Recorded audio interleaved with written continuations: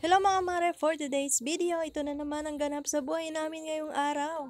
Dahil pumasok na nga po ang buwan ng Burr months, kaya nag-i-stocks na po ako ng mga paninda na mabili po pagsapit ng Kapaskuhan. Nag-order na nga po ako kay grocery ng pangkaraniwan na hinahanap ng aking mga tumer pagsapit ng Burr. Isang box na Alaska Kebab nga po ang aking in-order, isang box po na creme densada at isang box po na Coco Mama. Nag-order na nga rin po ako ng isang box po na Dado Puti na soy sauce kasi paubos na rin po yung aking mga toyo. Ito nga mga mare ko, nag-order ako ng ilang mga emperador lang. Nag-order nga lang din po ako ng 7 bottle po na Emperador Light, yung 750 ml. At dahil nga po hindi gaanong mabili dito sa akin yung Emperador po na light, kaya po 7 bote lang yung aking in-order. Ito nga yung laman ng isang kahon mga mare ko at nag-order na nga rin po ako ng 3 Gatorade. Asahan talaga natin mga mare ko kapag nag-order talaga tayo ng Gatorade kay grocery hindi mawawala yung may pitpet na ibibigay talaga nila. Pero sa akin nga mga mare ko, okay lang yan. At least kompleto yung kanilang binigay at walang butas. 3 Gatorade nga po yung aking in-order at yung isang nga po, merong pitpet. Okay lang yan, may bebenta ko pa rin naman yan. Dahil nga yung aking mga tumer naman, hindi naman sila gaanong maarte talaga.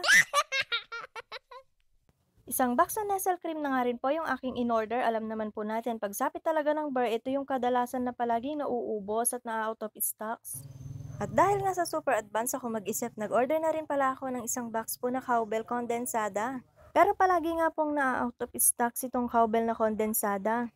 Yun nga lang po talaga yung isang brand po na ino-order ko, yung cowbell po na kondensada kasi pag-order po talaga ako ng mga Alaska na kondensada, hindi naman po gaanong mabili kasi nga po mahal. Dahil yung mga tumer ko nga po, mas hinahanap talaga nila yung mas murang presyo. Itong mga gatas po pala yung mga unang in-stocks ko, isusunod ko na nga po yung mga alak. Dahil alam naman po natin pagsapit talaga ng Burr is yung mga alak talaga nagtataasan na rin ang presyo. Kapag nabayaran ko nga po yung inutang ko po ng mga paninda kay grocery yung alak naman po ang isusunod ko na utangin. At dito nga po nabulabog talaga ang inyong tindera. Paano ba naman kasi itong mga bumibili? Shoutout ko daw sila. Sabi ko nga sa kanila kanina, ayan, nagbibideo ako. Huwag kayong mahihiya, tiharap ko sa inyo itong camera. Nagrereklamo nga sila sa akin, bakit daw hindi ko sila sinasama sa video. Ayan, wag na kayong magalit, nakasama na kayo sa vlog ko ngayon. Itong mga cornic din talaga yung hinahanap ng aking mga tumer dito sa aming tindahan. Talagang mabili po ito, lalo na kapag meron siyang sili. Dahil yung sili talaga naging isa yung kanilang binabalik-balikan dito sa aming tindahan. Minsan nga yung aking mga tumer, sili muna talaga yung hinahanap nila bago yung mga cornic. At dito nga mga mare ko, naayos ko na po itong mga in-order ko na tagi-isang box. Dito ko na nga lang po sila nilagay sa baba lahat para naman maging maayos at maging maganda itong aking istante. At yung natirang 2 Alaska Kebab nga po, dito ko na lang siya pinaibabaw sa may isang box po ng Alaska Kebab din na in-order ko. Medyo naging bungal nga itong aking istante mga mare ko kasi yung cowbell talaga na aking ino-order is sa Monday pa lang po darating. Dahil alam naman po talaga natin kapag ganito po na malapit na talaga ang Kapaskuhan, tumataas na rin talaga itong mga presyo po ng pansahog natin sa ating mga salad at sa iba pang mga lulutuin natin. Kung katulad nga kita na advance din mag-isip, abay mag-stocks ka na rin ng iyong mga ibebenta pagsapit ng Kapaskuhan.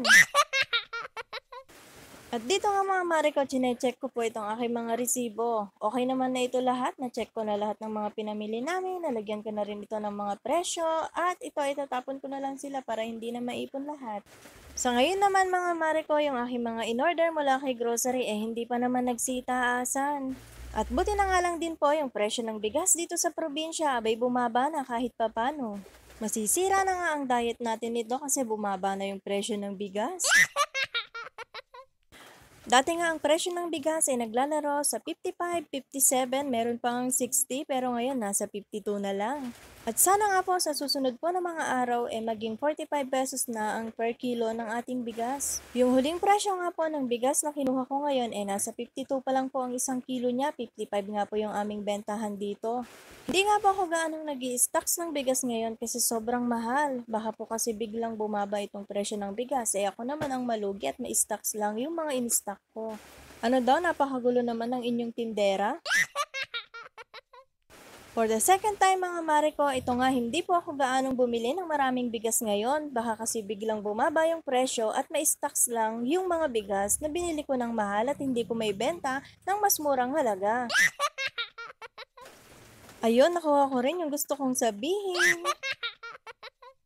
Itong mga resibo nga po ng mga pinamili namin abay nabasa na kasi ulan naman ng ulan. Pero okay naman na mga mare ko kasi hindi ko na kailangan to kasi na-check ko naman na lahat yung mga presyo ng mga pinamili namin. Pasensya na nga rin po kayo mga mare ko sa aking pagbo-voice over ngayon kasi ito nga pong ulan pabugso-bugso. At ayun nga po mga mare ko, naitapon ko na nga po yung mga resibo po na na-check ko na. Hindi ko na nga rin po gaanong iniipon yung mga resibo ko dito. Paano ba naman kasi mga mare ko, nung nag-ipon po ako dati ng aking mga resibo, abay umabot po sa 2 plastic. Ang ginagawa ko na lang po talaga tinatandaan ko na lang po yung mga presyo po ng bawat items ng mga paninda namin dito sa aming tindahan. Dahil kung tayo nga ay may tindahan, talagang nagiging mas palatandain talaga tayo sa mga presyo. Dahil alam naman natin kung halimbawang namalengke tayo nung nakaraang araw at mababa pa lang yung bili natin, yung mga paninda natin sa ating tindahan, tapos bigla itong tumaas, talagang maaalala natin kaagad kung magkano yung presyo niya nung nakaraang araw at kung magkano yung bili natin ngayon. Kaya ang ginagawa ko na lang talaga mga mare ko, bawat items po ng mga paninda namin dito sa aming store meron ng tatak lahat. At eto nga po, nagdi-display na rin ako ng mga ilang chocolates dito kasi alam naman natin kapag ganito talaga na umuulan abay mabili ang mga kutkutin. Dito nga po kinuko itong aking mga Cloud9. Akala ko kasi talaga may di-display sila dito sa pinaglalagyan ko. Pero puno naman pala mga mare ko, kaya ayan, binalik ulit talaga ng inyong tindera. Kumuha na nga lang po ako ng tag-iisa po na piraso at nilagay ko na nga lang po sa plastic at isasabit ko na lang po siya. At sa mga oras nga po na to, sinasamantala ko talaga na mag-display ng aming mga paninda habang wala pang gaanong bumibili. At dito nga pa meron na naman tayong tumer. Syempre ang gagawin natin, pagbebentahan muna natin siya para naman meron tayong kita. O siya mga mare ko, hanggang dito na lang po ang video na ito. At sa mga hindi pa nga po nakapollow sa aking Facebook, papalo naman po at pasubscribe na rin sa aking channel. Pakinggan nyo po itong malakas na ulan dito sa amin. Tignan nyo naman, talagang bahang-baha ng nangyari po.